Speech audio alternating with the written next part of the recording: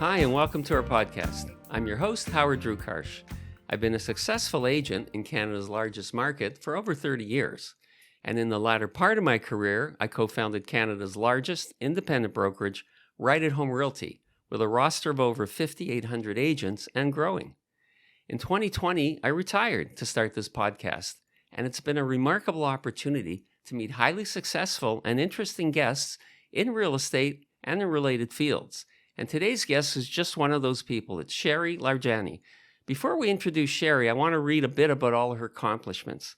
Sherry is an experienced real estate developer and an entrepreneur. In 2010, she created Spotlight Developments, which specializes in the acquisition of properties for redevelopment into high-density residential, commercial, and mixed-use projects. In 2019, Sherry partners with Urban Capital to create RENA, a project with Canada's first all-female development team to raise awareness of gender inequality in the industry and the many roles that women can play. Sherry has partnered with many major developers, including Liberty Development, Urban Capital, and others, as she continues her very, very well-known real estate industry. So Sherry, welcome to our podcast. Thank you so much for having me. How did I do with your intro? You did pretty good. Okay, thanks.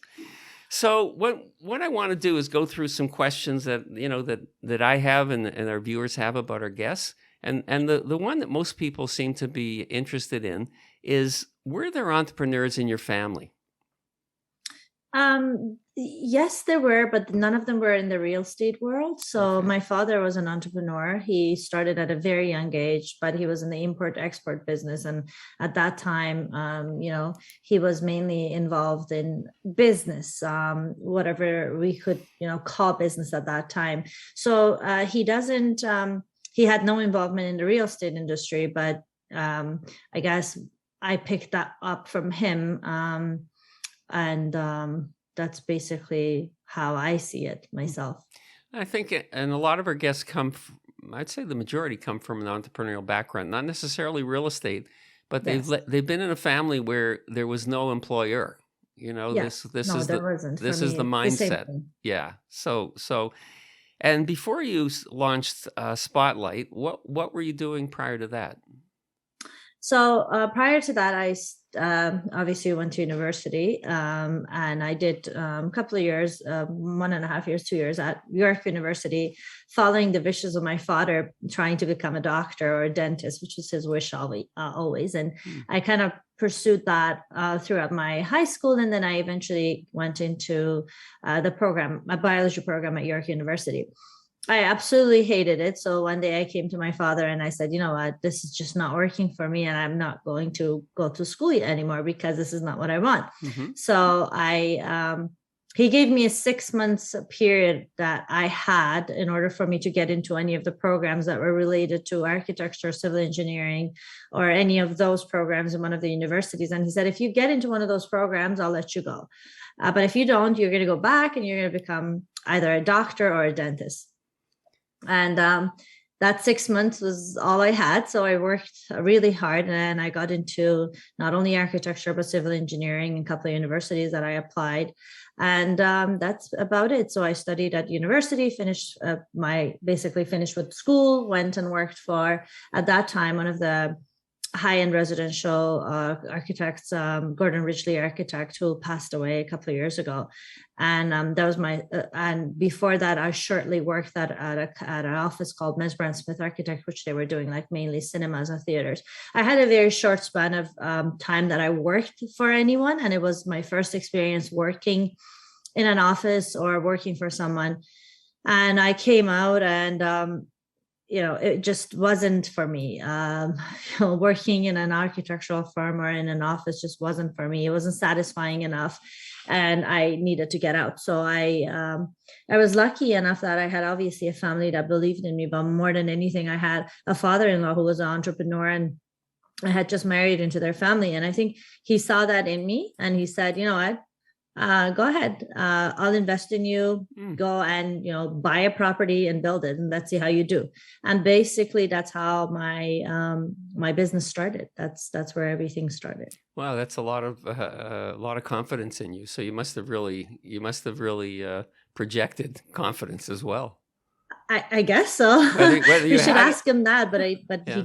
he did have that confidence. So, he put me out there, and the rest is history. I worked at it, and I got it to where it is now. Going back to what your father gave you as options, I was listening to another podcast where the parents, or the father actually, this was a first generation family. And the options the father gave the daughter were three things: doctor, lawyer, or failure. You know what? Lawyer wasn't in my dad's Okay. book of professions for Okay. me. Yeah. Even though I kind of pushed because I thought that might be something that would appeal to him, and I eventually actually got my brother to go into law school. No. But for me, it was just a doctor or a dentist, and his ideology was that wherever you go, that education goes with you, and you can be a doctor anywhere in the world. Which living in Canada, we can see that it doesn't really work that way, but it was just his ideology. So I wish lawyer was on the list, but it wasn't. Well, you've got one in the family, so you're okay. So becoming a developer, I know there's no direct route. I mean, there's no like go to developer school and you come out with a degree as a developer. So what were the steps that got you from finishing school? I mean, you did have a father-in-law who gave you the opportunity, but from there, what was happening in your career?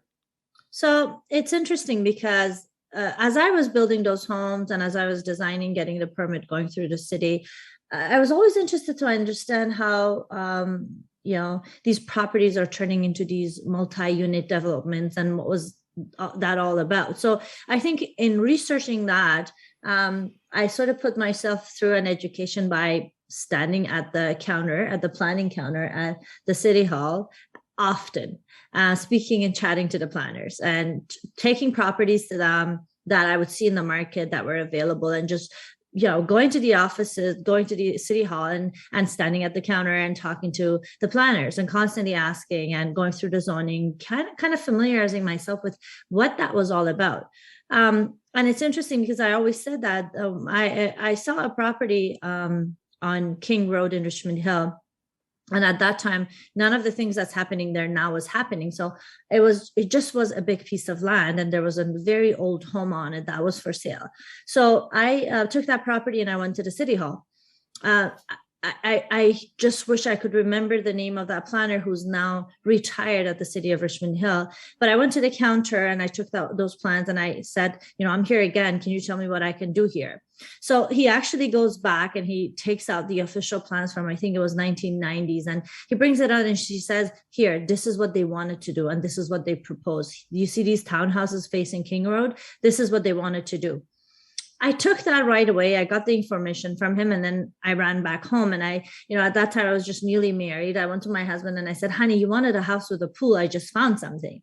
My husband wasn't all about the old houses, and, he wanted something that, was easy to maintain. And this wasn't something that, he was interested in doing. So my way of convincing him was, it has a beautiful backyard and a nice pool. Let's move there. And I remember at that time, the poor guy looked at the house and said, this is so old. This is like a 70-year-old home. What are we going to do? I said, don't worry, I'll renovate it. So I renovated it and I moved into that house, and all of my friends were always calling me crazy, saying, where did you move? Like, what are you there? Why are you there? But that was my way of figuring out how to invest in a property, because I could have bought that house to live in order to live in it. But my idea was that I wanted to make sure that it is, a project. So then slowly the next door property came up for sale. So I convinced my father and my father-in-law, and I said, you guys should buy this. I promise you there's going to be a townhouse development here. This is my plan. This is my idea. They both agreed. They invested in that property. And within, I think it was 9 months after that, 6 to 9 months after that, I sold those two properties like twice the price that I had purchased them for, with 100% profit. So I went back to the family and I said, you know what, I'm not giving the money back. I'm going to go reinvest it. And, I was lucky enough that they said, go ahead, because I guess I had proven to them that I knew what I was talking about and that it was something that I wanted to pursue. So I started buying more properties, doing more assemblies, and slowly looking at, sites. But at that time, I was only looking at, low-rise residential, like semis, townhouses, and things like that. But my eyes were always on condos and condo sites. But I don't come from a development family. I don't have anyone with that background in the family. So I had to go out there and, the same way I put myself through the education of planning by going to the city hall and constantly asking questions, I had to kind of do that, put myself through that education myself as well. So I started cold calling some of the developers I knew. And one of them happened to be Fred from Liberty, because I knew him through some family friends who knew him. So I ended up at his door and I said, I have this property that I'm thinking of buying. And it was the beer store on 28 River Street, which was my first condo site that I bought. And I think I was persistent enough that he said, if you buy the next door property, we'll come in. That opened the door for me where I got some confidence to go and knock at other doors. So I got into Tridell's boardroom. And to me, because I only knew Tridell at that point, before I knew Liberty, before I knew anyone else, I knew Tridell. That was a very well-known name. And I got a chance to go in their office and they said, sure, Sherry, we're going to look at this site if you actually buy the next door property. They were humble, they were nice. And it boosted my confidence. And I cold called David Wex from Urban Capital. And I said, I've seen your property on, your River City site and project. I really love it. And I just bought a property on River Street. Would you meet with me? And that was one of the best phone calls I've ever made. And I tell everyone that because it ended up being not just a partner, but a friend with, that I found in Urban Capital, being Taya or Dave, both of them. So, eventually ended up doing the deal with Liberty and they were the first at the table and we ended up doing the project and we're still partners. But it basically was me knocking at doors, cold calling, making phone calls and finding myself a seat at the table where, I owned a property and I was going there and the only thing I wanted in return was to get a seat at the table throughout the process so that I can learn. Mm-mm. And that's how I started with Liberty. And in your company, was there a partner? Did you have a partner? No, I never had a partner. And is that something you think helped you make your quick decisions? 100%, because depending on what kind of a partner I had, there might have been steps that, there would have been risks that I would not have taken because there would have been someone there to say no. So I think not having a partner, and, being the crazy me that I am, I kind of, took those risks, made those calls and got myself through the door. I'm not sure if there was a partner involved, it would have worked the same way. It might have worked better if the partner had absolutely any experience. But again, it all depends on what kind of a partner I had. Yeah, and it's interesting in business that that's exactly right. You can have partners that it's a synergy, two people together are better than individually, or it can break down. So you never know. But sounds like you were so driven without a partner, you were going to get it done anyway. So good for you. It's funny. I tell everyone and everybody's like, oh, you want to get that done? You're going to get it done. And I'm like, it's interesting because that's how my business started to shape up. It was just being persistent, wanting to make things happen and not stopping. I had a lot of hard days. I had a lot of days where I completely gave up because things weren't working out. The partners I had or were going to be partners couldn't make a decision, couldn't finalize. I had deadlines, but I think I stood up and I fought for making sure that those happened. So I don't think I regret any of it. And one of the things that successful people have in their character is being intentional, which is clearly what you have. You knew what you wanted to do, and it wasn't like you were trying to sort of fish around. And I think when you've got intention, it's energy, right? And people could see it. So let's talk a little bit about your company. With Mhm. Spotlight Development, what's your goal? Like, what was your first goal when you started it, and what's your goal now? My first goal when I started has changed so drastically because I started to believe in myself, and I started to build so much confidence that I could see further ahead of me. I guess everybody says, what's your 5 year goal? What's your 10 year goal? What's your 20 year goal? I don't think I've even looked at the 5 year goal. I was always looking at that 1 year goal where I would get to, close on that property, create that partnership. And I think I took it step by step. So originally when I started, obviously with single family homes, it started to grow. It started to take its own shape into,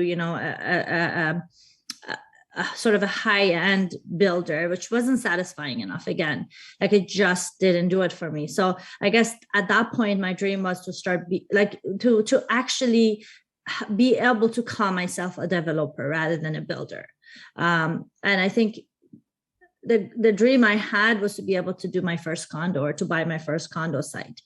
I think after I bought that and I did that, I think everything else started to just look achievable and something I could do. And I did more and more. And as a developer versus a builder, what are the things that you're most proud of that you've accomplished?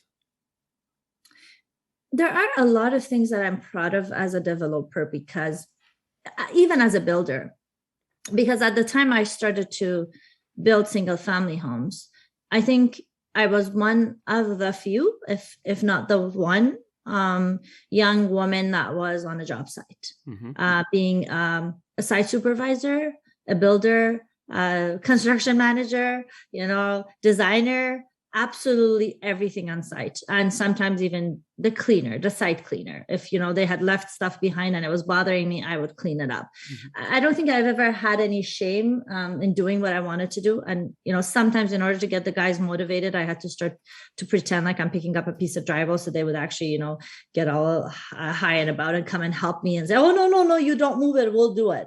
But sometimes I had to take that initiative to actually make that happen. So I think even as a high-end residential builder, I was proud of the fact that I was doing it. I was proud of the fact that I was basically um, um, basically doing something that wasn't conventional. It wasn't conventional to see a young girl with pink hat and pink shoes on a job site, sometimes in, few years back. Hmm. So it's now becoming more of a norm. But at that time, there weren't many of us.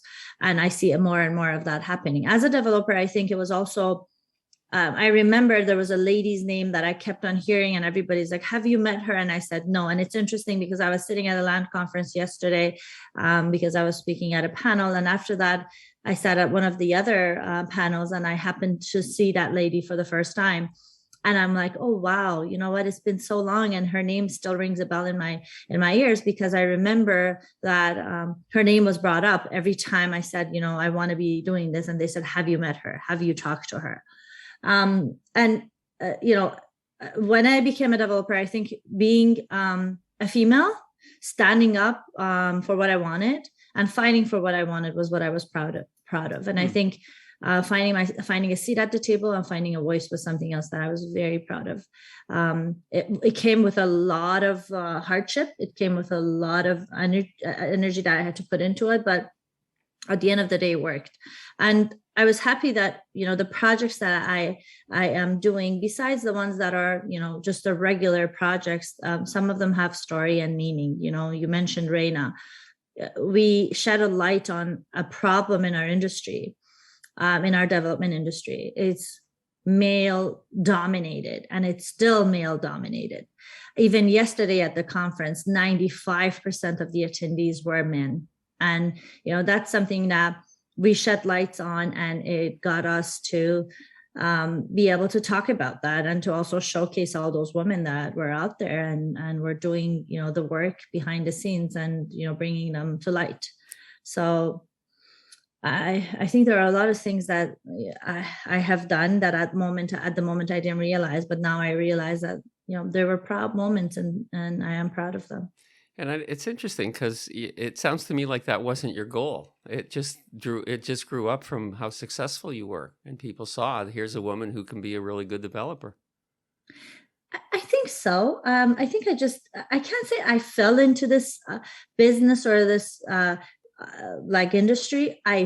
Fought to get there, but when I did get there, I was able to stay there, and I was able to be recognized as a fellow developer.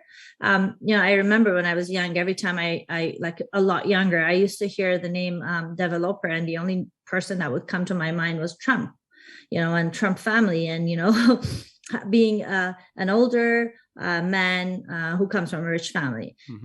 It didn't dawn on me that there is an option for me as a woman to be there and do that, but it just also gave me a lot more motivation to want to do that, just because I didn't know that there are that many women doing it. We're still called unicorn. I was just, I had couple of calls to my office a few months back that people looking and searching for female developers, and they called me and they said, you guys are like unicorn, it's very hard to find you. So it's still something that's happening in our industry, and I'm happy that we're pioneering it, me, my partner Taya, and the other ladies that pioneered before us that just weren't as visible as we made ourselves visible, that I'm sure they went through so much more than we did, are out there and making change happen. And when I was doing my research, I saw there was an article where you were featured in the New York Times, I believe. Yes. And what was that was the highlight of our RENA project, because we always said, what, only if we could get into New York Times with the story. And then it happened. But then what it also made us realize is that this is not just a national Canadian problem. It's a universal problem. It's something that people want to talk about because it's national. It's not national. It's everywhere. There are not that many countries that we know that have female developers, and U.S. being our neighbor, there aren't that many either. And that's why it was a story that was picked up by New York Times and Oprah magazine and all the rest of the publications that wrote about it. So that's, talk about a great promotional and marketing coup. Definitely. Doesn't get any better. You've worked through a lot of different stages, and one of them, of course, is the pandemic. How has that affected your projects and your timing and, your plans?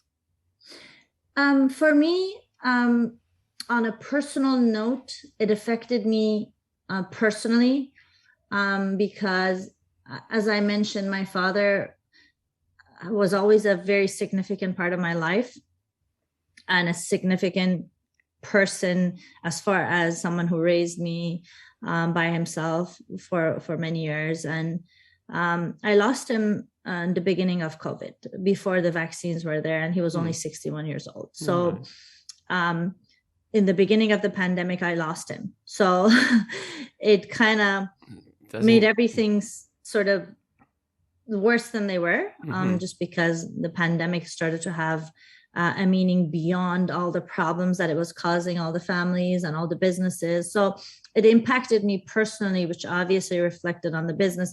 The business was going as usual. I can't say it impacted us. Yes, the construction costs went up. Yes, but then at the same time, the prices that we were selling the condos for went up. So we were lucky that in the construction industry and in the development industry, we were still working. We were still thriving. We were still building. And it wasn't stopped. So I don't think, I think that was something that also got me through what I was going through, the fact that we were still active and we were working. So I think for me, I don't think it really affected us as far as what the business was all about, but on a personal note, it definitely did. And loss of a parent, it doesn't matter what you're doing. That's a very significant loss. I'm sorry to hear that. That would have been devastating. In terms of the development industry, setting aside the gender aspects, how has it changed from when you first started? Whether that's technology or, difficulty getting projects through, what would you say the biggest changes are? Or is it all that? Difficulty getting projects through has always been there, and it still is there. Yes, there's a lot of advancements of technology, especially the pandemic has speeded it up by to a crazy margin that, some days I feel like I have a lot of catching up to do to understand and realize what are the new things that are out there, and how do we work with them, how do we bring ourselves up to date. But it also very much shed the light on so many other systematic problems that we have within our industry with regards to housing, with regards to lack of supply, with regards to the problem of affordable housing. And I think all of that were conversations that came on, became a topic of conversation more and more and more, as I advanced in the industry. And I think as I got more in the whole, all of the aspects of it, and I've realized that many of it could be, because of many reasons, the planning, the process, the red tags, the bureaucracy, the politics, and everything else obviously had an effect. And I think I can't say that it has changed by much. What I can say is that I understand it better now, and I realize it more now, how much of an effect those things could have on a project. Mm-hmm. And you're experienced in them now, so that somehow makes it, I guess, easier to deal with, because you know what it's all about. Yes, sometimes. Sometimes. And in your career, and this could be any part of your career, what was your biggest challenge, and what did you learn from it? My biggest challenge, I think my biggest challenge was getting things started, right? Mm-hmm. Coming up with the idea and getting something started, and figuring out how to, as you build a house and you lay the bricks to sort of build something, how do you start and how do you put it on and on top of each other and make sure it goes up straight? Like, you have to think about every aspect of it. And I think the challenge for me has always been that I think I only saw the end result and the building and the condo and the hype of selling it and having your name on a project. I didn't realize all the hard work it takes to buy the property, close on it, get financing, go through the financial trouble of putting money together to close the property, bring in investors, whatever the case may be, equity or whatnot. I did not realize that the work that it would take for you to take one project from the beginning to an end, then get into construction, get into planning, get it zoned, do all of that. And then on top of that, start construction, start sales, absolutely everything else. I think I saw a pretty picture in my head of what it was all about. I don't think I saw all the difficulties and challenges. So I think every part of the business, as I grew and I learned, became a challenge on its own. Mm-hmm. And obviously you've survived the challenges very nicely. People are going to wonder, we're in June of 2020, and what are the projects that you're working on now? So my new pride and joy these days is my affordable project in the city of Toronto. So, looking at everything that was happening, and I think after losing my father and coming, sort of having that idea embedded in me from him, where, he had that philanthropic side to him, that every time he the more he made, the more he wanted to go out there and help people. I think, I kind of followed in his footprints, and I bought a property at a corner of Black Creek and Lawrence for 3.45 acres of land. And then, driving around the area and looking what was happening there, I obviously knew that there's revitalization that's needed for that area. But what I thought about was, there is a need for affordable housing. How do I tackle it? How do I do it? And how do I make an affordable housing project work? So what I've done is we are proposing about 1,400 units of housing, over 1,400 units of housing in this project. We are going to be doing it 70% affordable, and we're going to do a mix of rental and ownership, because to me, ownership is the way to get people out of poverty. It's just to teach them that having an asset and owning a property could get them to, build up on that asset, have something that they can call their own. And it's the way to move up from being a renter at different situations and different points in your life. So that project is my new project. And, we have established a partnership with, Habitat for Humanity, Black North Initiative, Wood Green Community Services, which they do our rental. We've also are working with Trillium Housing, and we're doing this through our non-for-profit arm of the project, which is, to us, huge. Now, the twist on the story is that we're selling 70% of these units through these partners and through the non-for-profit arm. The other 30% that we're selling, what we're doing is we're taking the profit from those 30% and feeding off the deepest threshold, the deepest affordable units that we have in cross-subsidizing it basically, to feed those units and service those units.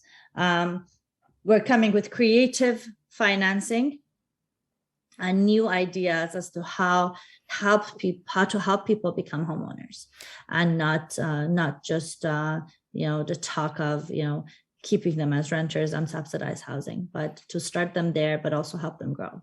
And I have to say thank you to Ian Underwood, the CEO of Habitat, who put us together. Yes. And I know that when you mentioned about how owning changes a family's life, I mean that is really. That's the thing about Habitat. Yes. That's what they see, and there is nothing that equals that. Renting doesn't equal that, and 100%. And she's as committed as you are. So it sounds like a good relationship. Even more experience, and I think her passion sort of rubs off on you. When you speak with her, she gives you guidance, she gives you advice, and it's always sound advice. And I'm thankful to her for obviously a lot of introductions and a lot of advice that she's given me since she graciously agreed to be my partner. Oh, that's great. So in your team, what are the, let's call it your team members that help you accomplish things, and what are the different roles that they have? So I think we have obviously the administrative team, that help with the accounting and coordination, financing, and then we also have the development staff that are helping get the projects through development, and the marketing and communication, and then property management, because some of the properties we buy come with tenants, and there is a lot of day-to-day that we need to sort of do in order to make sure that we manage our properties up until they're ready for construction and for demolition. So these are all the roles that we have currently in the office, and we do outsource a lot of things, such as some of our marketing, our public relations, and our sales. Okay. And as I said in the beginning when we first talked, I try to keep this to 30 minutes, particularly if you're a developer. There's probably so many people waiting for you. But before we do the last questions, I want to thank Adam Price for pointing out I said 2020, and in fact, it's June 2022. So, oh, wow. Yes, I didn't even catch that. Right. So. Neither of us did. And here's the final question, which kind of relates to most of the people we interview. What would you say to someone who, listens to you, saw your career, and they want to become a developer? You may even get these questions now. I would say go for it. Mm-hmm. Don't stop. But I would tell them to build themselves up properly. I mean, position themselves properly before they get into it, because you don't realize how hard it is to be a developer. You don't realize how much you have to deal with as a developer. It's one thing to say you're a developer, but it's another, if I was an architect, I was designing a building, all due respect to every architect, they make our buildings look beautiful. They basically bring it to life. But as a developer, you have to be basically in some part, all of those consultants, plus a financier, plus a manager, plus. And I think they have to first understand what it means to be a developer before they get themselves into it. It sounds really nice. It sounds amazing. I love what I do. Don't get me wrong, but the challenges that this industry has and this business has are not things for us to sort of take lightly. And I think people should go into this business and this industry with an open eye and understanding all the struggles that they have to go through, and go for it. Go for it. You know what? This has been an eye opener for me, and I've been in real estate for over 30 years. So I think when someone asks you, just send them the podcast. Okay, that's what we'll do. It'll be their education. Sherry, it's been a delight. I'm really glad that we connected, and I'm going to wish you well with future projects. And we'd like to have you back sometime, see where you're at. Okay? For sure. I would be happy to do that. And thanks for having me on as a guest. It's an honor knowing the guest lineup that you have, and look forward to speaking with you again. Great. Thank you, Sherry. We really appreciate it. Thanks. Bye-bye. Bye-bye. We'd like to thank Sherry Larjani and you for joining us today. And if you enjoyed our podcast, please like, comment, and subscribe on your favorite podcast network or on our YouTube channel. And if you'd like to reach us, you can reach us one of two ways, either by email, which is info@rewithhd.com, or on our website, rewithhd.com. Thank you for joining us. We'll see you next time.